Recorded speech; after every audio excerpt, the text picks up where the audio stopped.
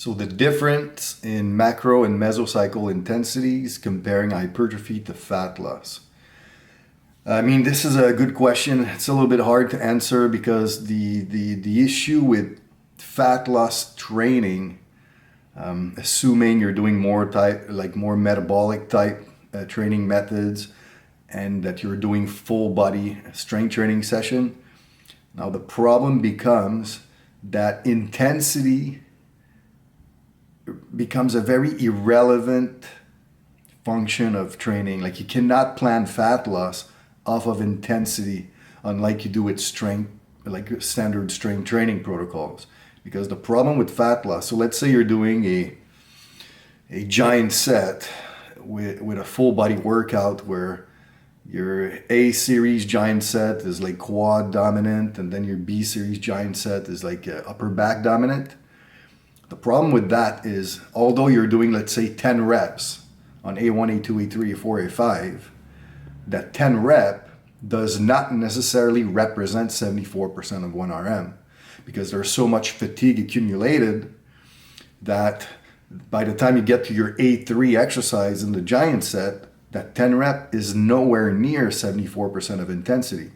You know, it might be like 50, it might be 40%. And it's really, really hard to gauge, because this will depend on, one, the fiber makeup of the athlete, his conditioning level, his nutritional status. Some people have very good work capacity, some have poor work capacity. Some people have very great lactate buffering abilities, others don't.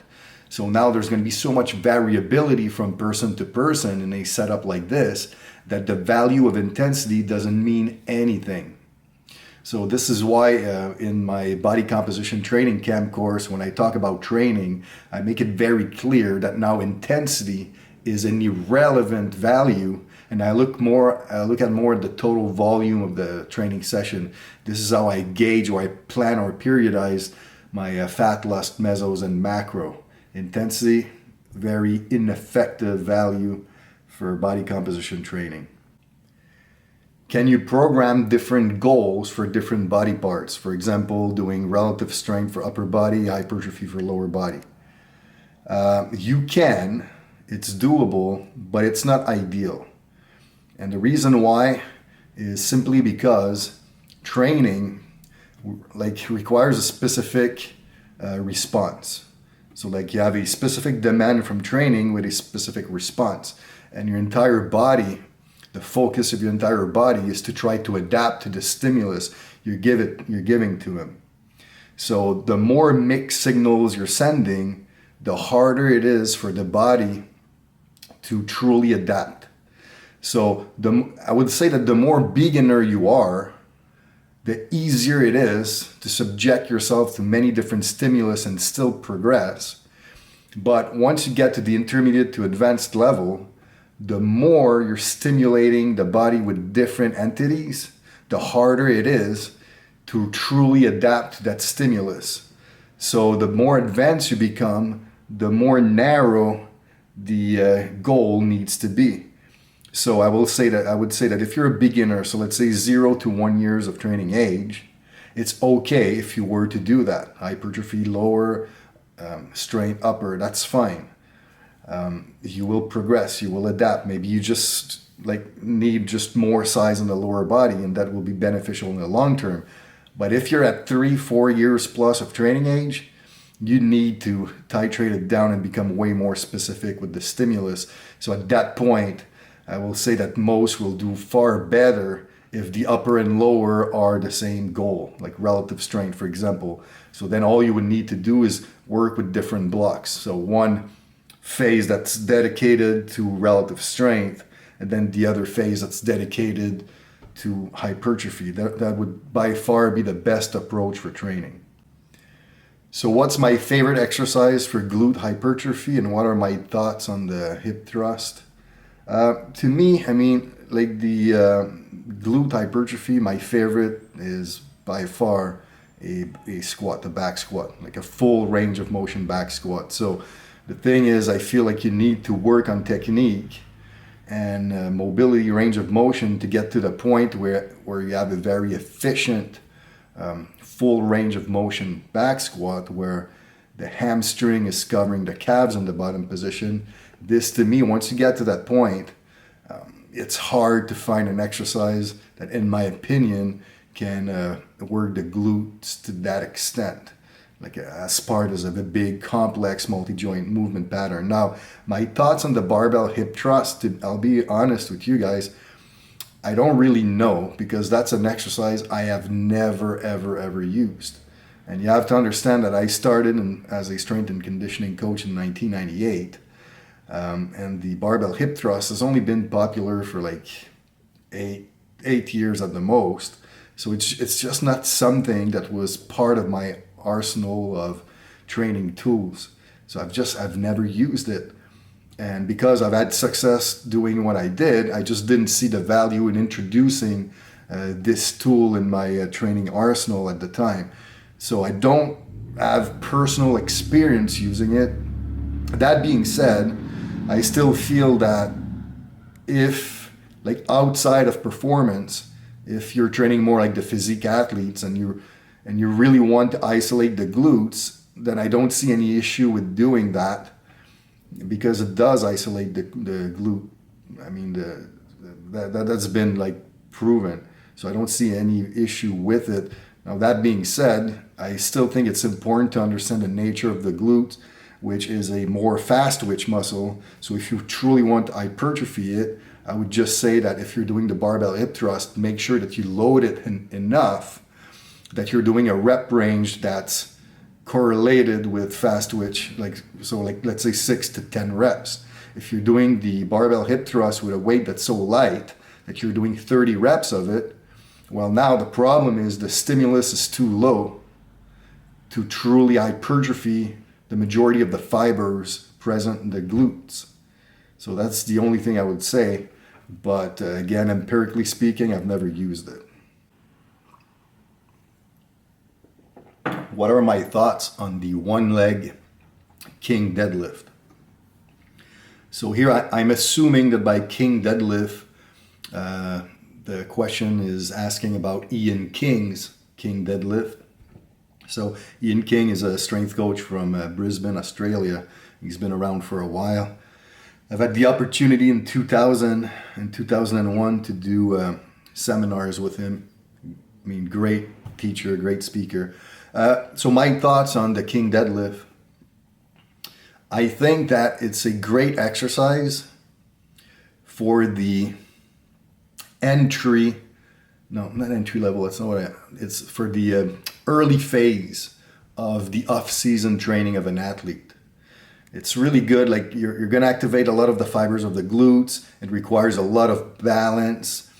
So a lot of stabilizer muscles are going to be involved. If you do it barefoot on top of it, a lot of the muscles of the feet are going to be triggered and stimulated by it.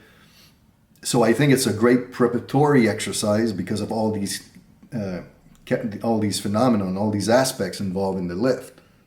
Now, as you're moving closer to the season in the specific preparation phase, where now load and velocity becomes more important, I think that at that point, the King Deadlift does not have a very positive impact on this, just because it doesn't really serve very well loading and velocity aspects. But in the preparatory phases, in the general preparation phase, I think it's a great exercise. I'll be honest, I haven't used it in a long time, but I remember using it a lot in the early 2000s as part of a structural balance type training phase. So a great exercise. So do I always use the limiting lift in the first day of the week, like in the bench press periodization pose that we did the other day? The answer is no. I don't always put it on day one. And the reason is I have certain rules. So like in the article, the bench press is on day one. And on day two, we have the seated barbell overhead press. So in this situation, it's not a problem that I'm doing bench press, which is my limiting lift, on day one, and the seated barbell overhead press on day two. But if, for example, I still wanted to improve the bench press, so bench press is my limiting lift, but now I'm not using a seated barbell overhead press, I'm doing a standing barbell press, then I would train my bench press on Thursday, even if it's my limiting lift. And the reason is, there are certain rules that you can't go around. And the thing with the overhead press, not only is the overhead press the weakest link in terms of strength ratio, the problem with the standing barbell overhead press is the strength of your lower back and abdominal wall, so these core stabilizers of the trunk, is greatly affected by fatigue. And if you're trying to improve the overhead press and these muscles are tired, they're not fully recovered, you won't be able to stabilize the torso to the same extent, which will lessen your ability to exert force in your overhead press. So this is something that I don't want. Now, in the case of the article, I'm doing a seated barbell overhead press. So now the function of the lower back and abdominal wall being stabilizers of the torso becomes a non-issue because my back is supported with the seat. So in that case, then it makes sense to do my limiting lift on Monday when I'm a little bit fresher from the weekend of recovery. But I just want you guys to keep in mind that when you're building a microcycle, so a training week, you always need to think about every factor is involved. So again, if I'm doing a standing barbell overhead press, now to do this on Thursday when you did squats 48 hours later, for sure you won't be able to perform as well on your overhead than if you were to do it on Monday when you've just had the week enough. But the thing is, at that point, to do bench press on Thursday, I mean, it's not as bad because although bench press is your limiting lift, the reality is you're lying down on a bench. So the fatigue level of stabilizer muscles becomes a non-issue. Okay, so these are just the little things that you need to consider when building your microcycles. So do I use step loading in a hypertrophy workout or do I go all out in my first set? It depends on the structure of your training session. If you're doing like a training method like tricep or something like that, I typically use constant loading with a load that's a little bit below the RM that I'm training at, and then I simply try to maintain that load through all the sets of that tricep, and then you're creating a overall fatigue response, although you've never really went to true failure on that first set.